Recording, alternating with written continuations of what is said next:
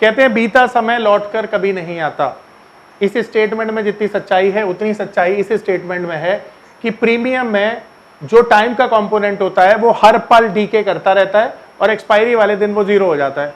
और ये सटल है, ये निश्चित है कि टाइम हमेशा नीचे ही गिरेगा ऑप्शंस के प्रीमियम में, यानी टाइम वैल्यू हमेशा नीचे ही गिरेगी और यही टाइम वैल्यू सबसे बड़ा रिस्क है ऑप्शन बायर के लिए। Investment in securities are subject to market risk. Please carry out your due diligence and read all the related documents carefully before investing. Channel को सब्सक्राइब करना ना भूलें और हमारे ताज़ा वीडियो सबसे पहले देखने के लिए बेल आइकन को दबाएं।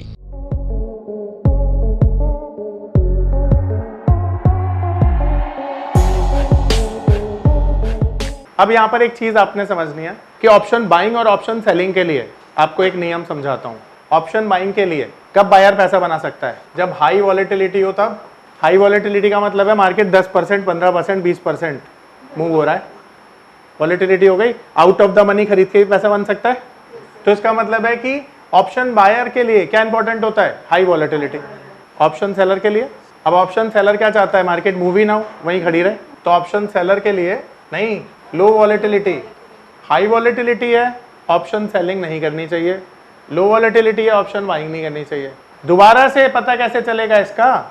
सिंपल सी बात है, आईवी से पता चलेगा प्लस इंडिया विक्स से पता चलेगा हाई वॉलेटिलिटी है कि लो वॉलेटिलिटी है। इसका जवाब इन दोनों से पता चल जाएगा। आने वाले सेशन में बता दूंगा ये आप कैसे आइडेंटिफाई कर सकते हैं।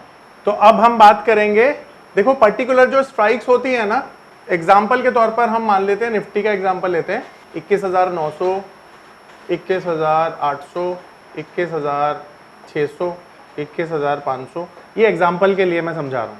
अब ये स्ट्राइक्स हैं, इन पे ना आईवी है, मतलब every strikes has a different IV, अलग अलग आईवी होगी।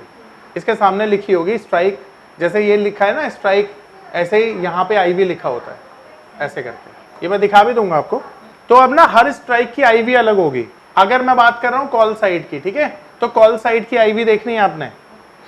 अब कॉल साइड की आईवी मान लो यहाँ है 9.10, यहाँ पर है 11, यहाँ पर है 12, इसी तरह से ना आईवीज की वैल्यू होती है, ठीक है। मान लो यहाँ पे आ जाती है 15। अब हमेशा समझना है कि हमें आईवी चेक करनी होती है इंपॉर्टेंटली एट द मनी पर, ठीक है। कॉल की एट द मनी पर आईवी समझनी है हमें। हमको ना बाकी की आईवी से कोई मतलब नहीं है, उससे आप कंक्लूजन नहीं निकाल सकते हो। पर अगर आपने ना एट द मनी के कॉल साइड की आईवी देखी, वहां से कंक्लूजन निकाल सकते हो। 9, 10, 11, 12 की आईवी कम मोमेंटम देती है, पर जब भी 14 और अबव आईवी चली जाए तो वहां पर ना डायरेक्शनल मूव आता है। यानी एट द मनी की कॉल साइड की आईवी देखनी है हमेशा। वहां पे 1450 का आईवी अगर है तो इसका मतलब है एक डायरेक्शनल मूव आ सकता है। ये तो प्रैक्टिस करोगे तब पता चली जाएगा। आ रहा है समझ में? पुट साइड की आईवी हमें नहीं देखनी है, सिर्फ कॉल साइड की देखनी है, ठीक है। आ रहा है समझ में? तो बोलो हाँ, परफेक्ट। अब दूसरा जो इंडिया विक्स होता है वो भी आईवी के बारे में बता रहा है, यानी कि इंप्लाइड वॉलेटिलिटी बता रहा है, पर वो पूरी ओवरऑल मार्केट बता रहा है, यानी पूरी निफ्टी की। तो जो इंडिया विक्स है, इसके डायरेक्शनल मूव के लिए इसकी वैल्यू होनी चाहिए कम से कम 18 पर ये वॉलेटाइल होती है ज्यादा। तो जब तक ये 18 ना हो जी, तब तक कोई आप डायरेक्शनल मूव की उम्मीद नहीं कर सकते। पहले बताया था वो दूसरी चीज थी, ये दूसरी चीज, ठीक है। आ रहा है समझ में? बोलो परफेक्ट। दोनों के लिए, ये दोनों के लिए देखोगे आप। ओवरऑल मार्केट में जब इंडेक्स पे आपको वॉलेटिलिटी चेक करनी होती है ना, उसके लिए इंडिया विक्स देखा जाता है। एक डायरेक्शनल मूव कब आता है? जब 18 या अबव इंडिया विक्स चला जाता है। डायरेक्शनल मूव नहीं आएगा तो आप क्या करोगे मार्केट में काम करके? मार्केट 10 पॉइंट ऊपर जा रहा है, 10 पॉइंट नीचे जा रहा है, तो थोड़ी काम कर सकते हो आप, फिर तो ऑप्शन मेल्ट ही होगा। ऑप्शन का प्रीमियम कब बढ़ेगा? जब एक अच्छा डायरेक्शनल मूव आएगा, तभी तो। अब बात करते हैं थीटा की। थीटा से हमें पता चलता है टाइम डीके, ठीक है। ये टाइम डीके को बताने का काम करता है थीटा। कहते हैं बीता समय लौटकर कभी नहीं आता। इस स्टेटमेंट में जितनी सच्चाई है उतनी सच्चाई इस स्टेटमेंट में है कि प्रीमियम में जो टाइम का कंपोनेंट होता है वो हर पल डीके करता रहता है और एक्सपायरी वाले दिन वो जीरो हो जाता है। और ये सटल है, ये निश्चित है कि टाइम हमेशा नीचे ही गिरेगा ऑप्शंस के प्रीमियम में, यानी टाइम वैल्यू हमेशा नीचे ही गिरेगी। और यही टाइम वैल्यू सबसे बड़ा रिस्क है ऑप्शन बायर के लिए। क्या आप में से मुझे कोई ये बता सकता है कि 20 दिन बाद 10:25 पर मार्केट कहां होगा या कोई पर्टिकुलर शेयर कहां होगा? आप बोलोगे सर भगवान थोड़ी हम।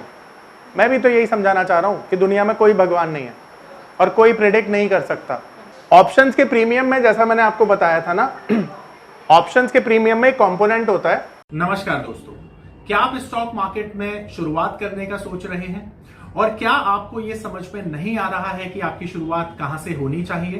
तो मैं आपको एक ऐसा कोर्स सजेस्ट करने जा रहा हूं जो आपकी लाइफ चेंज कर सकता है, और मैं बात कर रहा हूं NIFM का advance level of smart investor course की, जो आपकी लाइफ चेंज कर सकता है। जी हां, आपने सही सुना, NIFM आपके लिए लेके आया है एक ऐसा शानदार कोर्स जो आपको बताएगा कि किस तरह से आप स्टॉक मार्केट में सक्सेसफुली पैसा कमा सकते हैं। और ये कोर्स है advance level of smart investor.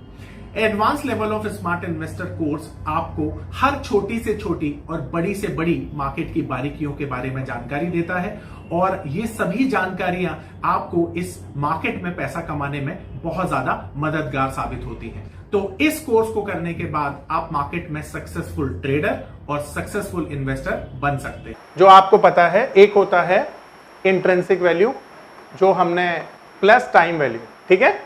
अब ये दो तरह की वैल्यू है, आप देख रहे हो। अब इसे एग्जांपल से समझाता हूं मैं। यहाँ पे मान लेते हैं 100 रुपए प्रीमियम की वैल्यू है, इसे हम ब्रेकअप करते हैं। तो इसका ब्रेकअप मान लेते हैं 70 रुपए इसमें इंट्रिंसिक वैल्यू थी और 30 रुपए इसमें टाइम वैल्यू थी, एग्जाम्पल के तौर पर। अब ये इसका ब्रेकअप निकाल दिया हमने। तो ये जो 30 रुपए है ना, ये कॉन्ट्रैक्ट ओवर होने के बाद 0 हो जाएगा, ये निश्चित है। तो अब ये जो 30 रुपीज है, ये रिस्क किसका है? ये 30 रुपीज जो टाइम वैल्यू का रिस्क है, ये बायर का रिस्क है, क्योंकि ये तो बायर की जेब से जाने वाला है ना। अब बहुत सारे लोग ना इसलिए नुकसान कर देते हैं क्योंकि उस रिस्क को समझ ही नहीं पाते। अब ये जो रिस्क है ना, इसको आप एलिमिनेट पता कैसे कर सकते हो? इसका तरीका बताता हूं आपको। इसके दो तरीके हो सकते हैं। सबसे पहला तरीका, डेली ऑप्शन नहीं करना, सबसे पहला तरीका। क्योंकि डेली अगर आप ऑप्शन को कर रहे हो, कैरी भी कर रहे हो, ठीक है, और ट्राई इंट्राडे, अगर इंट्राडे ट्राई कर रहे हो तब भी रिस्क कम है टाइम वैल्यू का, सबसे पहला। और तीसरा, डोंट कैरी लॉन्ग वीकेंड्स आते हैं ना, लॉन्ग वीकेंड्स में इसको कैरी नहीं करना चाहिए। अब मान लो कि 4 दिन आगे छुट्टी पड़ने वाली है, तो 4 दिन अगर तुम होल्ड कर रहे हो, तो 4 दिन बाद जब मार्केट खुलेगा तो जो 4 दिन की टाइम वैल्यू होगी वो तो डीके हो जाएगी और बहुत बड़ा प्रीमियम उसमें से मेल्ट हो जाएगा। तुम्हें समझ में नहीं आएगा कि मार्केट तो वहीं खड़ी है, प्रीमियम क्यों नीचे चला गया। तो उसकी मेन वजह टाइम वैल्यू है।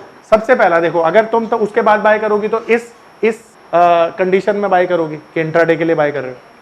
और रोज इसलिए नहीं करना क्योंकि रोज मार्केट वॉलेटाइल भी नहीं होता है। ऑप्शंस तब करना चाहिए या कोई भी तब कर सकता है जब ज्यादा वॉलेटिलिटी है, क्योंकि ऑप्शंस के प्रीमियम जल्दी से फिर गिरते नहीं है उस कंडीशन में, वो वॉलेटिलिटी बचा लेती है। जब इवेंट्स होता है तो वॉलेटिलिटी ज्यादा होती है। तो ये सारी चीजें ऑप्शंस के जो टाइम वैल्यू है उसमें आपको हेल्प करती है, ठीक है। ऑप्शंस डेली नहीं करा जाता है, ऑप्शंस को इंट्राडे में किया जाता है टाइम वैल्यू का रिस्क कम करने के लिए, और लॉन्ग वीकेंड्स पर इसको ट्रेड नहीं करना चाहिए, होल्ड नहीं करना चाहिए। तो ये 3 जो नियम है आपको बचाएंगे ऑप्शंस में जो टाइम डीके है उसके रिस्क को कम करने के लिए। और यही चीजों को आप अगर उलट देंगे तो वो ऑप्शन सेलर के लिए बेस्ट हो जाएंगे। यानी ऑप्शन सेलर को सेल कब करना चाहिए? जब लॉन्ग वीकेंड हो। पोजिशनली सेल करना चाहिए क्योंकि टाइम का कंपोनेंट तो उसके फेवर में चला जाएगा, और ऑप्शन सेलिंग तो रोज की जा सकती है टाइम डीके करने के लिए, ठीक है।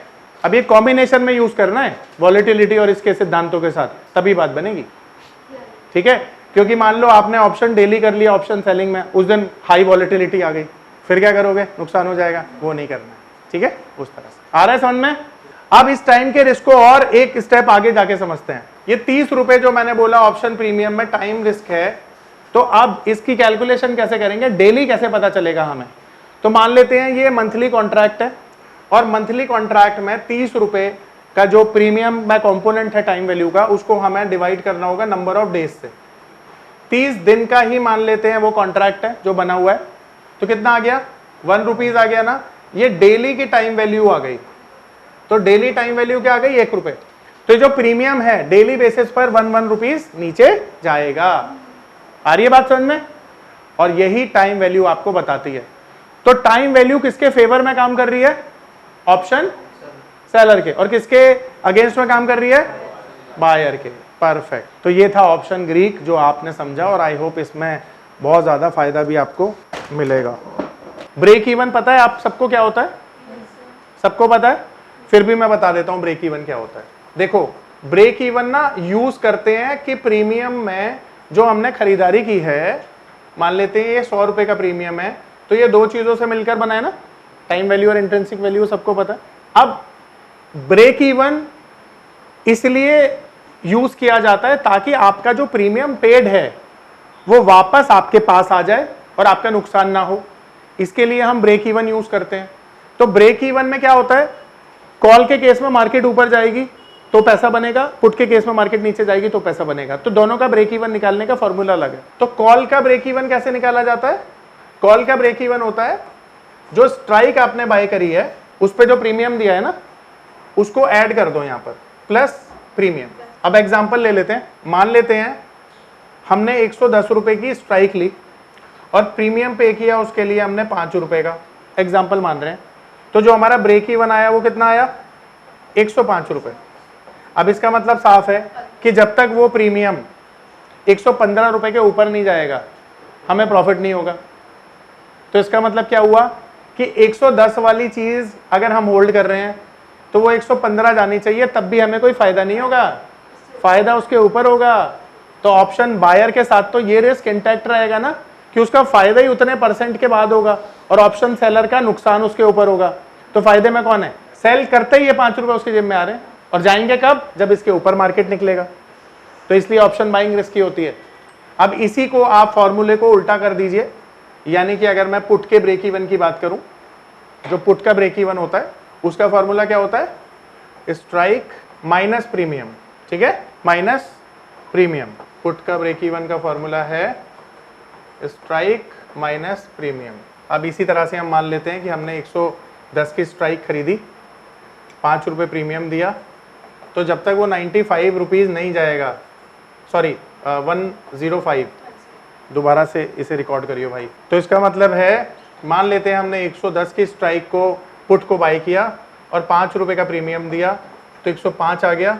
तो इसका मतलब है कि जब तक 105 तक मार्केट नहीं जाएगा या उसके नीचे नहीं जाएगा तो हमें प्रॉफिट नहीं होगा। ठीक है, तो ब्रेक इवन इस तरह से निकाला जाता है। ब्रेक इवन की इंपॉर्टेंस क्या होती है? आपका रिस्क ब्रेक इवन से ही तो पता चलेगा। और ब्रेक इवन ज्यादातर केसेस में होल्डिंग के लिए निकाला जाता है, जिस पोजीशन को आप होल्ड कर रहे हो, ठीक है, उसके लिए ब्रेक इवन निकाला जाता है। ये पावर ऑफ नंबर थ्योरी इतनी बेहतरीन थ्योरी है कि इसे करने के बाद आप एक अलग अनुभव करेंगे और आपको लगेगा कि शायद इसी चीज की आपको तलाश थी। बहुत सालों की ट्रेडिंग के बाद, इन्वेस्टिंग के बाद आपको शायद ऐसे प्रोडक्ट की जरूरत थी जो मार्केट में आपको वो कॉन्फिडेंस दे पाए, जिस कॉन्फिडेंस के साथ आप रोज पैसा कमा पाए और जितना आप चाहें उतना पैसा कमा पाए।